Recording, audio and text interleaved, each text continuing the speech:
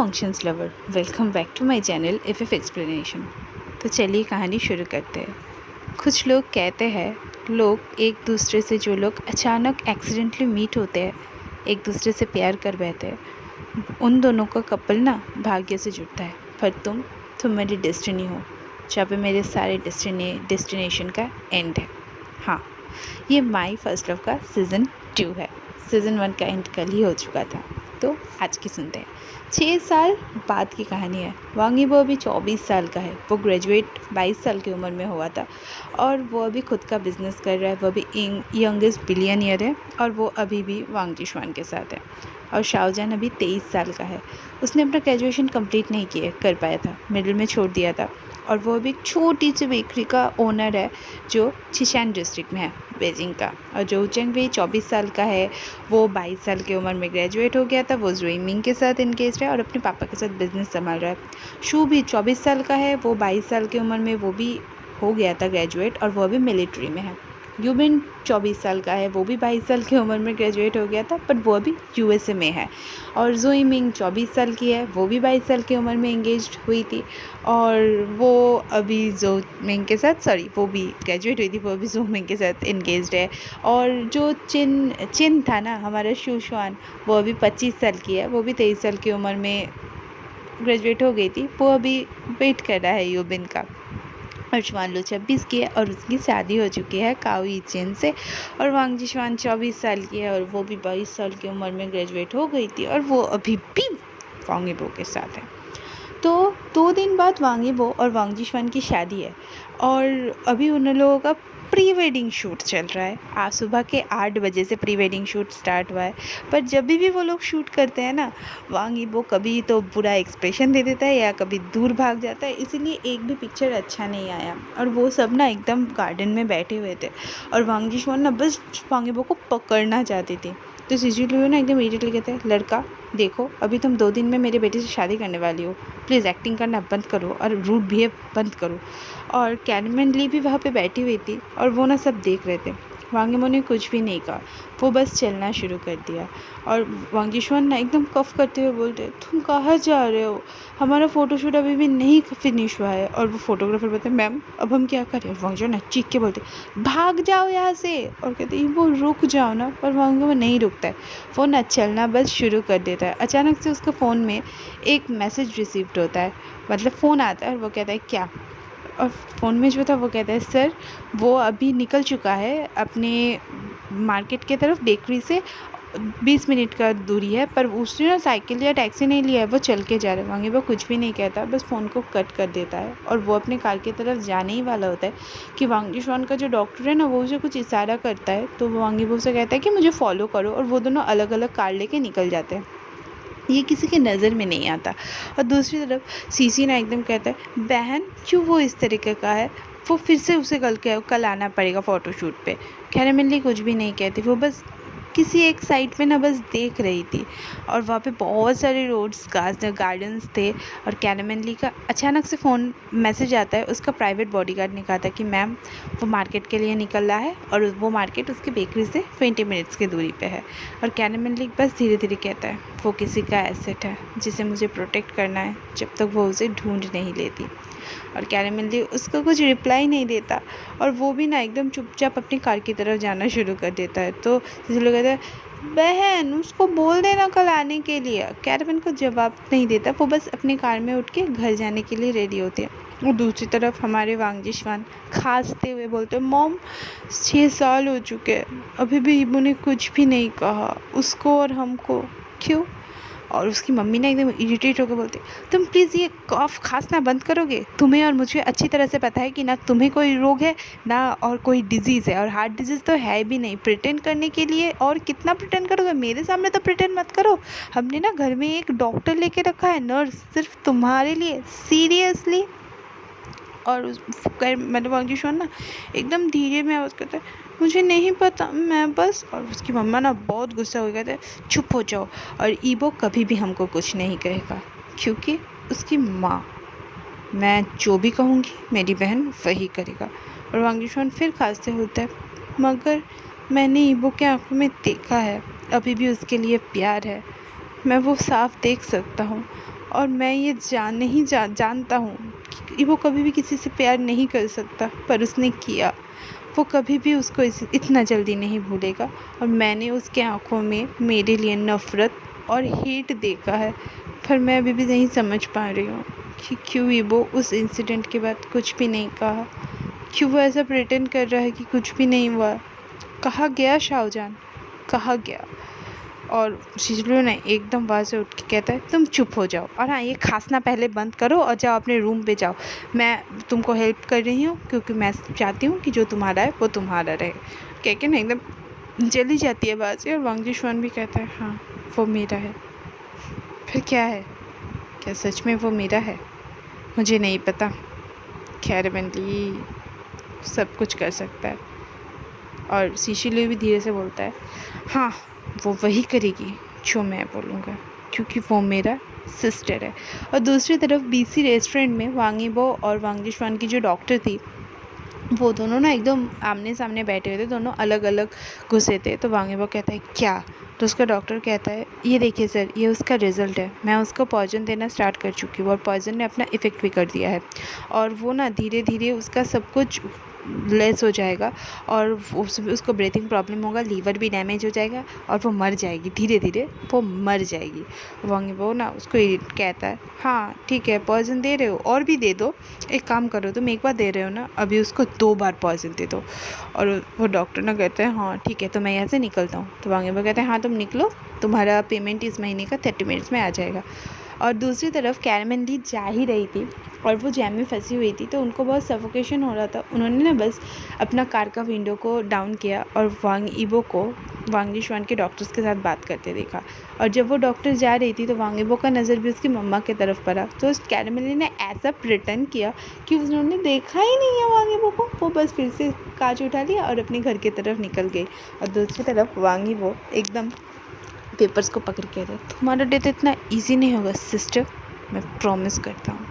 और दूसरी तरफ नील वांग मेंशन पे नील वांग बहुत ज़ोर ज़ोर से चीख रहा था कि क्यों उस मेरे सन के रूम में अभी तक ब्रेकफास्ट क्यों नहीं पहुँचा, और वो कभी भी उठ सकता है। अगर उसे भूख लग गया तो, अगर उसके पास पानी नहीं हुआ तो उसके मम्मा आके तो सारे जो वेटर्स थे ना बहुत डर चुके थे। तो उसकी मम्मा आके कहती है कि मैंने मना किया है। तो उसका पापा ना एकदम गुस्सा होके कहते हैं वांग जिंगाओ के पापा, क्यों क्यों मेरा बेटा बस सो रहा है, उसको ब्रेकफास्ट क्यों नहीं मिला? तो सारे सर्वेंट्स को वो जाने के लिए कहती है, पर वो ना एकदम दांत पीसते हुए कहता है, मेरे बेटे के कमरे में जाओ, ब्रेकफास्ट रख के आओ। और सब चले गए। तो उसने ना एकदम उसकी वाइफ को एकदम सीरियसली पूछा, अब बोलो तुम्हारा प्रॉब्लम क्या है? क्यों तुम उसको खाना नहीं देना चाहते? क्यों उसके रूम में पानी नहीं रखना चाहते? तो उसकी मम्मा ना बस उनकी तरफ देखता है। वो पापा नहीं है, वो अभी ज़्यादातर घर ही में रहते हैं, और उनका ना बड़ा बड़ा दाढ़ी हो चुका है। तो उसको ना एकदम कहता है, वो हमारा बेटा है, वो 6 साल से कोमा में है, तुम क्यों नहीं समझ रहे हो? उसने अपना एक हाथ, और उसको ना कट करके नीलवांग कहता है, तुम्हें क्या लगता है वो कभी भी नहीं उठेगा? मैं वो नहीं कहना चाहती थी। उसको फिर से कट करके बोलता है, अगर वो उठ के उसको पानी पीना हुआ या वो हंग्री हुआ तो तुम उसका माँ हो ना। क्या तुम्हारा कोई भी रिस्पॉन्सिबिलिटी नहीं है? क्यों तुम सिचुएशन को समझना नहीं चाहते? क्यों तुम ऐसा कर रहे हो? और दूसरी तरफ ना तभी वांग यीबो आ रहा था और एकदम चीख चीख के कह रहा था कि मेरा बेटा बस सो रहा है, वो कभी भी उठ सकता है। वांग यीबो आके ना बस वांग यीबो के पापा को हक कर लेता है, कहता है वो जल्दी उठ जाएगा, वो अभी हमको पता है। कहता है, हाँ मुझे पता है वो जल्दी उठ जाएगा। और हक को ब्रेक करते हुए कहता है, आप काम पे निकलिए, मैं भी यहाँ पे हूँ कुछ देर के लिए। तो बोला, हाँ तुम हो ना, ठीक है, तो मैं काम के लिए जाता। उसके पापा उसके पास ही बैठे रहते थे जब तक डॉक्टर्स या फिर वांग यीबो कोई अगर उसके पास नहीं होता था तो। और दूसरी तरफ ना, और उसकी मम्मा बस वो चले गए, और उसकी मम्मा ने वांग यीबो को कहा, यीबो अगर तुम्हें कुछ लगे तो मुझे बुला लेना। तो यीबो कहता है, प्लीज़ उनसे लड़ना बंद कर दीजिए, वो जो भी करना चाहते हैं उन्हें करने दीजिए, वो जो भी कहना चाहते हैं उन्हें कहने दीजिए। तो उसकी माँ ना एकदम बेडरूम की तरफ जाते थे, बोले आई गेस कि मैं उनसे लड़ना बंद कर पाती, वरना वो और भी गुस्से हो जाते दिन के दिन। तुम जाओ उसके कमरे में चले जाओ। और वांग यीबो एकदम वांग जिंगाओ के पास में आके बैठता है। उस एक्सीडेंट के बाद वांग जिंगाओ कोमा में चला गया था, और वो ना एकदम वांग जिंगाओ का हाथ पर कहता है, भाई उठ जाओ ना, कब तुम उठोगे, अब बहुत देर हो चुकी है। तुम्हें हम लोगों को जहाँ बताना है ना कि उस टैक्सी में कौन था, क्यों तुम उस टैक्सी के पीछे इस तरह से भाग रहे थे, क्यों तुम्हारा एक्सीडेंट हुआ। अभी बहुत सारा क्वेश्चन है, तुम्हें जानना होगा। वो सही है, शाहजहान जल्द ही आ जाएगा। और अचानक से ना वहाँ शाहजहान वांगीबो का फ़ोन रिंग होता है, तो वो शू कॉल किया था। हाँ, शाहजहान रोज़ आता है यहाँ पे और शू उसको कॉल करता है। पहले पहले शू हर रोज़ आता था, पर मतलब 1 साल तक जब वांग जिंगाओ नहीं उठा तो वो ये नहीं देख पाया, तो वो ना एकदम मिलिट्री के लिए चला गया। तो फ़ोन पकड़ के कहता है, क्या वो उठा? वांग जिंगाओ ने कहा नहीं। ओके, फिर मैं निकल रहा हूँ। कहाँ निकल रहे हो? मैं एक मिशन पे जा रहा हूँ, मुझे जाना ही पड़ेगा, बहुत डेंजरस है और हाँ शायद मैं नहीं वापस आ सकता। और उसके बाद जब से वो मिलिट्री में गया ना, शू बस टफ मिशंस लेता है ताकि वो एक दिन मर जाए, पर वो मरता नहीं है। तो वांगेबो कहता है, तुम जल्दी आ जाओगे, क्या तुम मुझसे बात करना चाहते हो? तो शू कुछ भी नहीं कहता, वांगेबो समझ जाता है। वो बस फ़ोन लेके ना एकदम वांग जिंगाओ के कान में देता है, कहता है, मैं जा रहा हूँ मिशन में, मुझे नहीं पता कि मैं ज़िंदा लौटूंगा या नहीं लौटूंगा, प्लीज़ उठ जाओ ना मेरे मरने से पहले। और ये बोल के शू वांगेबो के बातों का कोई रिप्लाई नहीं करता, वो बस फ़ोन को काट देता है। और एक कार का हॉर्न सुन के वांगेबो को पता चल जाता है कि नीलवांग भी आ चुके हैं, मतलब वांग जिंगाओ के पापा भी आ चुके हैं। और वांगेबो ने एकदम कहता है, तुम्हें समझ में आ रहा है ना कि शू अभी क्यों यहाँ पे नहीं है और क्यों वो इस तरह से सफ़र कर रहा है? तुम जल्दी से उठ जाओ प्लीज़ ब्रदर। और उसके पापा ना आके कहते हैं, ठीक है लड़के, तुम अभी काम पे जाओ, मैं आ चुका हूँ ना, मैं बस फ्रेश होके आता हूँ। और वो ब्रदर अपना ख्याल रखना बोल के चला गया। वो चले जाने के बाद ना वांग जिंगाओ के बंद आँखों से बस आंसू आने लगा। हाँ, वो 6 साल से कोमा में है, वो कुछ कह नहीं सकता, वो कुछ कर नहीं सकता, पर 6 साल से वो सबका बात हर वक्त सुनता है, वो सब कुछ सुन सकता है।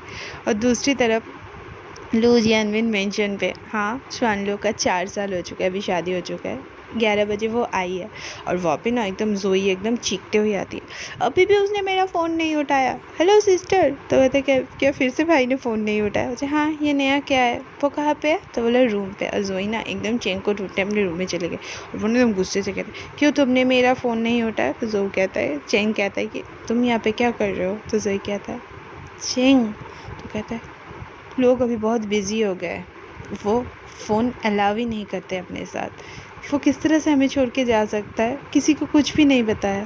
तो जोई कहती है 6 साल हो चुके हैं चिंग। हाँ, उसने एक बार कॉल भी नहीं किया और मैं उसे ढूंढ भी नहीं पा रहा हूँ। हाँ, चिंग 6 सालों से शाओजन को ढूंढ रहा है, पर उसे अभी तक शाओजन नहीं मिला। तो जोइमिंग ना आकर उसको हक कर लेते और कहते इट्स ओके, शाओजन जहाँ पे भी होगा वो ठीक होगा और तुम जल्दी से उसे ढूंढ लोगे। और दिमाग में सोचते मुझे नहीं पता चिंग क्या कनेक्शन है तुम्हारा और उसके बीच, पर हाँ मैं भी उसे ढूंढना चाहता हूँ सिर्फ तुम्हारे लिए। और हाँ, क्यों वो अचानक चला गया ये मुझे भी जानना है।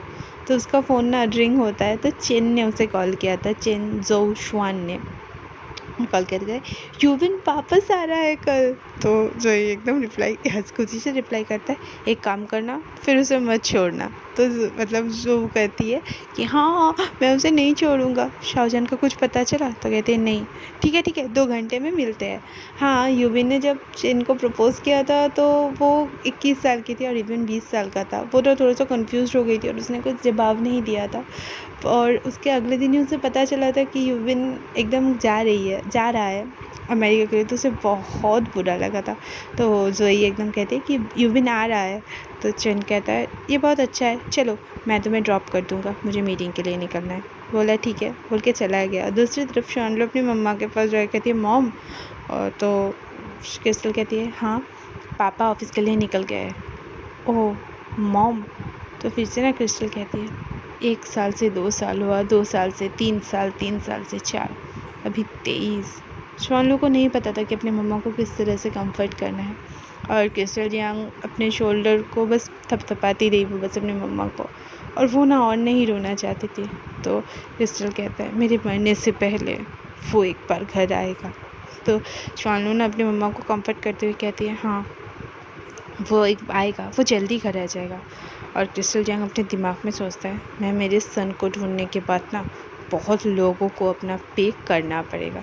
और दूसरी तरफ क्वीन मेंशन पे, मतलब क्वीन मेंशन पे, ये एक्चुअली में शू और हमारा जो जो चेन जोऊ है, उनका घर है।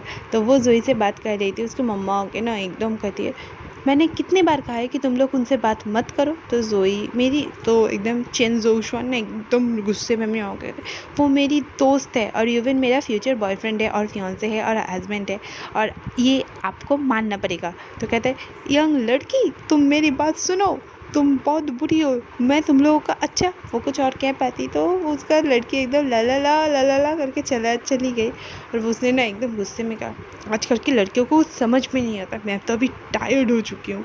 और दूसरी तरफ हाँ, वांगीबो के घर पे वांगीबो अभी ज़्यादा घर नहीं आता है 6 साल में, वो कभी कभी आता है, और आता है तो सिर्फ अपने भाई के लड़के को जो 3 साल का है उसको गिफ्ट देने आता है। आज भी वो उसको एक वीडियो गेम देने के लिए आया था। वो जब भी आया, कैरमिन ली की गोद से भाग गया ना, उसका जो मतलब भाई का लड़का था खुआन वांग, वो एकदम आके ना उसके गोदी में बैठ गया और मतलब उठ गया, और उसको कैरम दे के कहते हैं, थैंक यू अंकल। वो क्यूटली, वो प्रॉपरली अभी बोल नहीं सकता पर क्यूटली बोला। उसके बाद वांगीमो ने बच्चे से किस किया और उसको उतारा और वो एकदम कमरे में चला गया गेम खेलने के लिए। दूसरी तरफ एना वांग पूछती है, क्या तुम आज डिनर नहीं करोगे? तो वांगीमो कहता है, नहीं, मुझे भूख नहीं है। और एकदम ना याकुन कहता है, ये वो तुम क्यों इतने कम घर आते हो? तुम अपने मेंशन में भी रात को नहीं रुकते हो, कहाँ जाते हो तुम हर रात को? और उससे पहले ना सब मतलब वो कैरवन कुछ कह पाती तो वांगीबो के पापा कहते हैं, उसे जाने दो। पर डैड, उसको कट करके कैरवन कहते हैं, उसे जाने दो बेटा, वो अभी एडल्ट है, उसे जाने दो। और हाँ, वो सेंसिबल भी है बचपन से। और वांगीबो एक सेकंड भी वेट नहीं करता, वो बस चला जाता है। तो याकुन मतलब वांगीबो का भाई उसका कहता है, माँ आप क्यों उसको कभी भी रोकने का कोशिश नहीं करते? वो आपकी बात सुनता है, फिर आप क्यों ट्राई नहीं करते? तो कैरमेली ना एकदम उसके भाई की तरफ देख के कहता है, मुझे पता है कि तुम उसके बारे में चिंता करते हो, पर वो ठीक है, मेरे ऊपर विश्वास रखो, वो कभी भी हम लोगों को चिंता में नहीं ले लेगा, और तुम उसके बारे में चिंता मत करो। तो एना वांग ना सबसे कहती है, चलिए आके खाना खा लीजिए। और सब खाना खाने आते हैं। और खैर मेरे दिमाग में सोचता है, तुम्हारे लड़के के लिए मैंने अपना लड़का खो दिया, तुम किस तरह से इस बात का पे करोगे? और दूसरी तरफ बेजिंग के शिचान डिस्ट्रिक्ट में जान के बेकरी में वांगीबो शिचान डिस्ट्रिक्ट मतलब चल के नहीं आया था, गाड़ी पे 35 मिनट्स में आया था। वो शाओजान के कैफ़े के बाहर खड़ा था। हाँ, वो शाओजान को 6 साल से वो यहाँ पे आ रहा है। हर रात वो बस शाओजान को फॉलो करता है उस दिन के बाद से। उसे 7 घंटे लगे थे शाओजान को ढूंढने में, क्योंकि उसे पता था शाओजान बीजिंग छोड़ के तो कहीं जाने वाला नहीं है, क्योंकि उसके पास इतना पैसा नहीं है। और पर वांगीबो कभी भी उसके सामने नहीं गया, उसे बस दूर से फॉलो करता रहा। हर रात को, हर दिन को टाइम वांगीबो के बॉडीगार्ड शाओजान को फॉलो करता है। तो शाओजान का एक तस्वीर होता है वांगीबो के वॉलपेपर में, तो उसे देख के कहता है, तुम जल्दी से जल्दी घर पहुंच जाओगे जब सारा मेस ख़त्म हो जाएगा। और दूसरी तरफ रात के 11 बज चुके थे। शाओजान ने अपना ग्लास वायर किया और वो ना एकदम सब कुछ बंद किया और क्लोज़ करके एक फ़ोटो फ्रेम की तरफ देखा। वो फ़ोटो फ्रेम तब का था जब शाओजान ने पहली बार वांगीबो के चिक्स के ऊपर किस किया था और वहाँ से भाग गया था। वांगीबो धीरे धीरे शाओजान को बाहर आते हुए देखता है और कहता है, तुम कितने सुंदर हो, और दिन के दिन तुम और भी सुंदर होते जा रहे हो, मैं तुम्हें कहाँ पे छुपाऊँ? और फिर धीरे धीरे वांगीबो शाओजान को फॉलो करना स्टार्ट कर देता है। शाओजान बेकरी से निकल के रेस्टोरेंट की तरफ जाता है। 6 साल हो चुके हैं, उसका बहुत दोस्त हुआ है अभी, पर एक दोस्त ना बहुत अनएक्सपेक्टेडली उसके साथ हुआ है। उसका नाम है फैशन लिंग। हाँ, फैशन लिंग अचानक से शाओजान का दोस्त बन गया।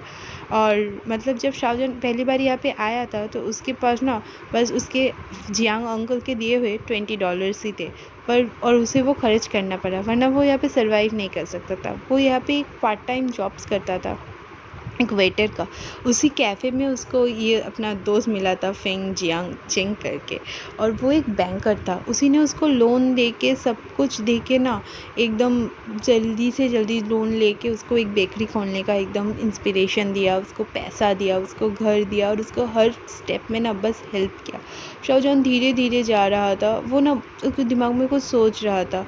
वो अभी एक अच्छा सा लाइफ जी रहा है, पर हर सेकंड वो बस अपने दोस्तों के बारे में और अपने प्यार के बारे में सोचता है। हाँ, मुझे पता है शायद तुम लोग हैप्पी होगे, वो धीरे धीरे दिमाग में सोचने लगता है। वो 2 महीने मेरे लाइफ के सबसे अच्छे 2 महीने थे। हाँ, उन 2 महीनों मैंने मेरे प्यार के साथ बिताया, और उस 2 महीने में ना मैंने अपना पूरा लाइफ जी लिया। और ये ऐसे बोलते बोलते वो बस एक रेस्टोरेंट पे जाता है और रेस्टोरेंट पे उसका दोस्त लोग उसे बुलाते हैं। वहाँ पे मतलब सारे लोग थे। लिन था उसका प्यारा सा दोस्त, और सब बहुत उन लोगों ने खाना वाना खाया, फिर अल्कोहल पिया। शाहजहान को अल्कोहल ना पसंद नहीं था, क्योंकि वो ना ज़्यादा पी नहीं सकता था, वो 2 पैक के बाद ही ना एकदम टल्ली हो जाता था। तो वांगे वो सब कुछ देख रहा था और शाहजहान चेयर से उठा, कहता है मुझे घर जाना है। तो लिन कहता है कि चलो मैं तुम्हें ड्रॉप कर देता हूँ। तो शाहजहान कहता है नहीं नहीं, अभी मैं ठीक हूँ, ऐसा नहीं है कि मैं घर बहुत दूर है, 10 मिनट की दूरी है, मैं चले जाऊँगी। लिन कुछ और कह पाता, पर वो अचानक से ना बाहर वांगीबो को देखता है। हाँ, लिन वांगीबो का सबसे वफादार बॉडीगार्ड था।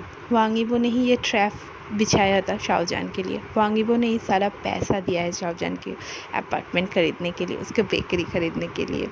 तो और मतलब लिन को बैंकर समझाने के लिए उसने एक नकली बैंक भी बना दिया था। तो कहता है ठीक है, ठीक से जाना। तो बाई कह के ना शाहजहान धीरे धीरे धीरे धीरे रेस्टोरेंट से निकलता है। जब भी वो निकलता है तो वो एक कार को देखता है, वो ज़्यादा ध्यान नहीं देता और बस चलना शुरू कर देता है। और वांगे वो भी उसे धीरे धीरे फॉलो करता है।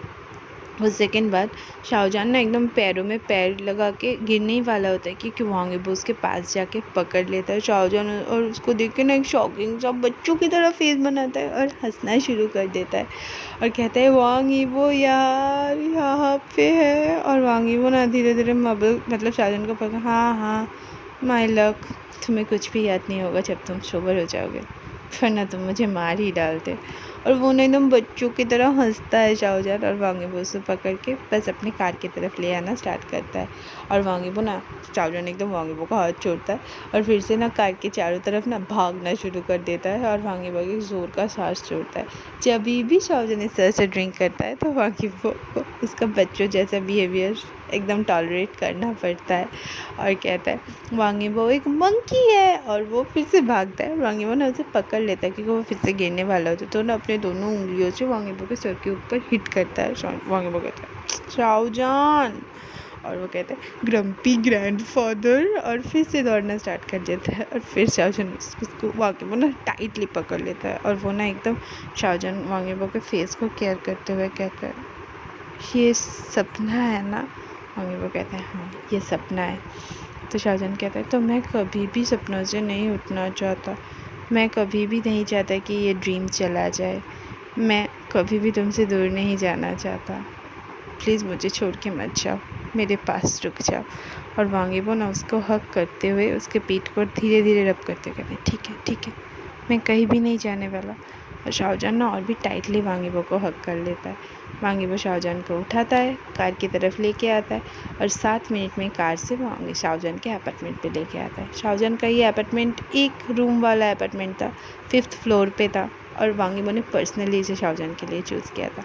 वो पासवर्ड डाल के ना शाहजहान के पास शाहजहान को बेड पे ले जाता है और उसका शूज़ और शर्ट खोलना स्टार्ट कर, शर्ट को हाफ़ खोलता है कि वांगेबो के ऊपर उठ के ना शाहजहान बस उसे किस करना स्टार्ट कर देता है, उसके लिप्स को सक करना स्टार्ट कर देता है। और शाहजहान का किस का रिस्पॉन्ड भी वांगेबो करता है, और किस करते करते अपना टंग को शाहजहान के माउथ के अंदर पुश कर देता है। 5 मिनट किस करने के बाद वांगेबो किस को ब्रेक करता है और धीरे धीरे शाहजहान के नेक के ऊपर सक करना स्टार्ट कर देता है, और शाहजहान धीमी धीमी आवाज़ निकालना शुरू कर देता है, और शाहजहान के बॉडी में वांगेबो खो ही जाता है। कुछ देर बाद वांगेबो को समझ में आता है कि शाहजहान कोई आवाज़ नहीं कर रहा है, तो देखता है शाहजहान उसके हाथों में सो चुका है, और वांगेबो ना प्यार से मुस्कुराता है। वो बस शाहजहान की ग्लासेस रिमूव करता है, उसका शर्ट रिमूव करता है, उसको धीरे से एकदम ना प्रॉपर्ली लेटाता है, ब्लैंकेट के अंदर जाता है, और ख़ुद भी शाहजहान को पकड़ के टाइटली पकड़ के सो जाता है। हाँ, शाहजहान जब भी ड्रंक होता था वांगेबो उसके साथ ही सोता था, और 5 बजे का अलार्म लगा देता है ताकि वो शाहजहान के उठने से पहले उठ के चला जाए और शाहजहान को कुछ पता ना चले, और उसके कानों में कहता है गुड नाइट माई वाइट रोज़, और धीरे धीरे करके वो भी सो जाता है। आज की कहानी मैं यहीं पे ख़त्म करती हूँ। आज की कहानी वीडियो बहुत लॉन्ग बन चुकी है, और हाँ थोड़ी सी बोरिंग है क्योंकि सारे लोगों का अपडेट है यहाँ पे, और हाँ, सब पूछ रहे थे कि इस कहानी का कितना और चैप्टर्स बनेगा। हाँ, इस कहानी का भी बहुत चैप्टर्स बनेगा। इस कहानी में अभी बहुत अप्स है, बहुत डाउन्स है। तो चलिए स्टे ट्यून रहिए और हाँ, मेरे चैनल को लाइक कीजिए, शेयर कीजिए, सब्सक्राइब कीजिए। Okay bye.